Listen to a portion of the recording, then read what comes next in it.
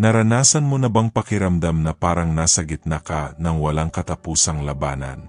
Isang araw ay nararamdaman mo ang iyong sarili na malakas, may tiwala, handa sa lahat. At sa susunod na araw ay parang ang mga problema ay dumadating mula sa lahat ng panig, winawasak ang iyong puso at pag-asa. Madalas na ang buhay ay parang larangan ng digmaan. Ngunit kahit sa gitna ng labanan, ipinapaalala sa atin ng salita ng Diyos na ang tagumpay ay nakaseguro na kay Kristo. Ang Hebreo 10:23:24 ay nagsasabi, "Maghawak kayo ng matatag sa ating pag-asa, nang hindi naguguluhan, sapagkat tapat ang Diyos na nangako."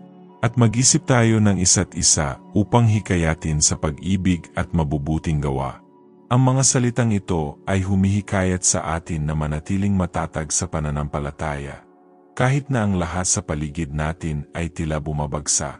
Ang katapatan ng Diyos ay hindi nakabatay sa kalagayan, hindi lamang siya mapagkakatiwalaan sa mabubuting araw. Kapag naramdaman mong mahina ka, siya ay nananatiling malakas. Kapag tinatabunan ka ng pagdududa, nananatiling tiyak ang kanyang salita. Kaya tinatawagan tayo na mahigit na hawakan ang ating pag-asa at huwag hayaang anuman ang agawin ito sa atin. Ngunit tinuturo rin sa atin ng kasulatan na huwag maglakad ng nag-iisa. Tinatawagan tayo na palakasin ang isa't isa, ipaalala sa lahat ang kabutihan ng Diyos, at patuloy na ituro si Jesus. Pinalalakas ang ating pananampalataya sa pamamagitan ng pakikipag-ugnayan, panalangin, at pagsamba. Marahil pinapanood mo ang video na ito habang may mabigat na pasan. Marahil nakararamdam ka ng pagod sa mga labanan na tila walang katapusan, mga problema na sunod-sunod na dumarating, na hindi ka binibigyan ng pagkakataong huminga. May paraan ang buhay upang tayo ay pilitin, pakiramdam na parang tayo ay nakulong, talo, o kahit nakalimutan. Kung nakikilala mo ang iyong sarili dito, huminga ng malalim at alamin, hindi ka nag-iisa. Isipin si Bartimeus, ang bulag, sa Lucas 18:37-38. Nang malaman niyang dadaan si Jesus, siya'y sumigaw, "Jesus, anak ni David, maawa ka sa akin." Hindi pinatahimik ni Bartimeus ang sarili niya dahil sa kanyang kalagayan, at hindi rin siya napigilan ng karamihan na makamit ang paggaling.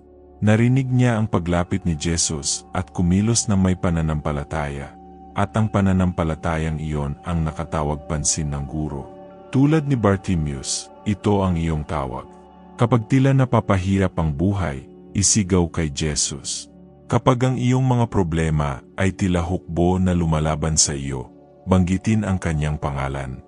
Dalhin sa kanya ang iyong mga takot, sakit, at kawalang katiyakan. Hindi siya malayo. Hindi siya masyadong abala. Siya ang Diyos na nakikinig at tumutugon, na nakikipaglaban para sa kanyang mga anak. At kahit kapag nararamdaman mong wala ng labasan, alalahanin ang kwento ni Eliseo sa 2 Hari 6. Napalilibutan ng kaaway na hukbo, natakot ang kanyang lingkod. Ngunit ipinakita ng Diyos ang nakatagong realidad. Ang mga bundok ay puno ng mga kabayo, at apoy na karwahe sa paligid ni Eliseo. Ang presensya ng Diyos ay mas dakila kaysa sa anumang banta. Kapag naramdaman mong napapalibutan ka, tandaan, ang laban ay hindi sa iyo, kundi sa Panginoon. At kahit na nakikita lamang ng mata ng tao ang pagsalungat, ang pagkakaloob ng Diyos ay nakapalibot na sa iyo. Nakikipaglaban siya para sa iyo, kahit hindi mo ito nakikita. Kaya titaas mo ngayon ang iyong puso at tinig. Sigaw sa kanya, tulad ni Bartimeus at lingkod ni Eliseo, at hayaan ang banal na espiritu na ituon ang iyong mga mata kay Jesus, ang pinagmumulan ng iyong kagumpay at kapayapaan. Kung ang bahaging ito ay nakadama sa iyong puso, mag-subscribe sa channel, i-like, magkomento, at ibahagi upang mas maraming tao ang mapalakas sa pananampalataya at pag-asa kay Kristo. Kapag nararamdaman nating pinipilit tayo ng buhay, na bawat problema ay mas malaki kaysa sa ating lakas, madaling makalimot na hindi tayo nag-iisa. Tandaan ang pangako ng Diyos, hindi niya iniiwan ang kanyang mga anak, kahit sa pinakamadilim na sandali. Isipin si Eliseo at ang kanyang lingkod na napalilibutan ng hukbo. Sa mata ng tao, tila lahat ay nawala. Ngunit ipinakita ng Diyos na ang mga bundok ay puno ng kabayo at apoy na karwahe. Totoo ang panganib, ngunit mas dakila ang presensya ng Diyos.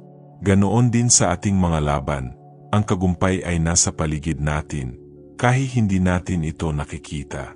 Apat ang Diyos, kahit hindi natin agad nakikita ang resulta. Minsan, ang presyon ng buhay ay nagpapalakas sa atin na pumutok lamang sa mga problema, takot, at pagkabalisa. Nakakaligtaang si Kristo ay nagwagi na sa lahat ng digmaan. Ang Roma 8:37 ay nagsasaad, sa lahat ng bagay ay higit pa tayong nagwagi sa pamamagitan niya na nagmahal sa atin. Hindi lamang tayo mga nakaligtas, tayo ay higit pa sa mga nagtatagumpay. Bawat hamon na ating hinaharap ay pagkakataon upang maniwala sa katapatan ng Diyos, palakasin ang ating pananampalataya, at umasa sa katiyakan na Siya ay kasama natin. Bawat luha, bawat sakit, bawat sandali ng pag-alinlangan ay kilala Niya, at Kanyang binabalutan tayo ng Kanyang biyaya, pasensya, at walang hanggang pag-ibig. Kapag ang bigat ng buhay ay tila hindi matiis, tandaan na iabot ang lahat ng iyong pag-alala sa Panginoon, gaya ng paalala sa atin ng 1 Pedro 5:7. Ihagis ninyo sa Kanya ang lahat ng inyong alalahanin, sapagkat Siya ay nag-aalaga sa inyo. Huwag mong dalhin ng mag-isa ang bagay na ginawa para sa Diyos. Dalhin mo sa Kanya ang lahat, ang iyong mga alalahanin, takot, at kawalang katiyakan. Nais Niya na maggahinga ka sa Kanyang mga pangako, na maging matatag sa panalangin, at lumakad ng may tiwala, kahit hindi mo nakikita ang daan sa hinahara. Tulad ng sinasabi sa Mateo 11:28 at 29, iniimbitahan tayo ni Jesus. Halina kayo sa akin, kayong lahat na nanghihina at nabibigatan, at ako'y magpapahinga sa inyo.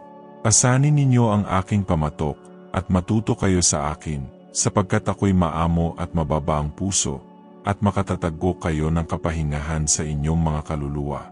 Ang buhay ay hiniwalang pagsubok, ngunit ang presensya ng Diyos ay nagiging bawat hamon na aral. Bawat pagkakadapa ay pagkakataon para sa paglago, at bawat takot ay nagiging matatag na pananampalataya.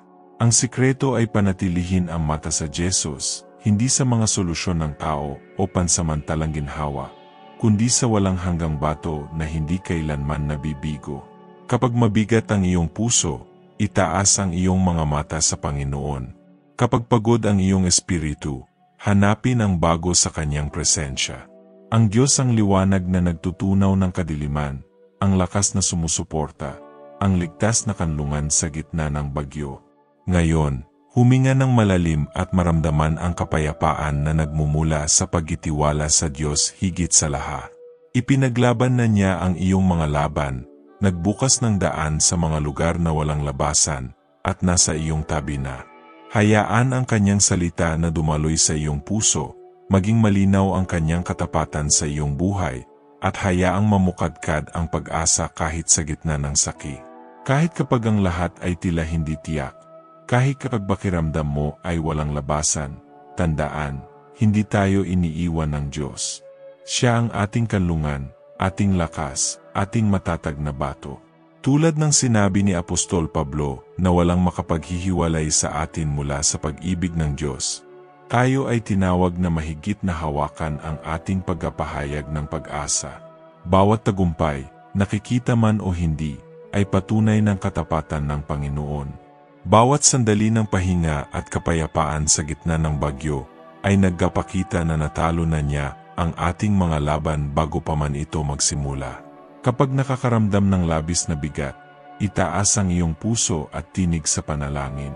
Tulad ng pagtawag ni Bartimeo para sa awa, at ng lingkod ni Eliseo na binuksan ang kanyang mga mata upang makita ang mga hukbo ng langit, makikita mo rin ang lampas sa nakikita ng mata ng tao. Imbitahan si Jesus sa iyong kakot, alalahanin, at bawat laban na tila imposible.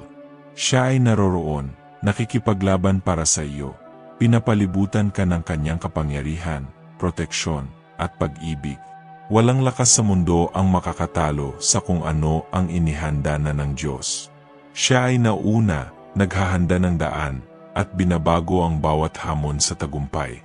Magtiwala sa Diyos, kahit maliit ang pananampalataya. Manatiling matatag, kahit pagod na ang mga hakbang.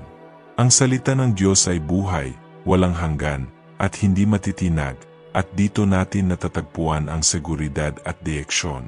Tulad ng paalala sa atin ng awit 23, siya ang ating kastol, pinapatnubayan tayo sa luntiang pastulan, binabago ang ating kaluluwa, at ginagabayan tayo sa tamang daan. Kahit sa libis ng anino ng kamatayan, hindi tayo matatakot sa kasamaan, sapagkat ang kanyang presensya ay kasama natin. Ang kanyang tungkod ay nagbibigay ginhawa, ang kanyang pag-ibig ay sumusuporta, at ang kanyang katapatan ay nagpapalakas sa atin. Ngayon, hayaan ang katotohanan ito na baguhin ang iyong araw. Huminga ng malalim, yalay sa kanya ang iyong mga kakot, pagdududa, at saki. Kilalanin na hindi ka nag-iisa at tinyak na ng Panginoon ang iyong kagumpay. Itaas ang iyong espiritu, yakapin ang pananampalatayang hindi matitinag, at hikayatin ang iba na gawin din ito. Ibahagi ang mensaheng ito, upang maramdaman din ng iba ang kapayapaan, pag-asa, at tiwala na nagmumula sa paglakad kasama si Jesus. Tandaan, ikaw ay higit pa sa kagumpay, hindi dahil sa lakas mo, kundi dahil si Kristo ang nagwagi para sa iyo. Kung ang video na ito ay nakadama sa iyong puso, mag-subscribe sa channel, mag-like, mag-comment, at mag-share, upang mas maraming tao ang makaranas ng kapangyarihan ng panalangin at lakas ng Diyos sa kanilang buhay. Nawa ang biyaya at kapayapaan ng Panginoong Jesucristo ay laging sumaatin, ginagabayan ang ating mga hakbang, binabago ang ating puso, at pinapalakas ang ating pananampalataya araw-araw. Amen.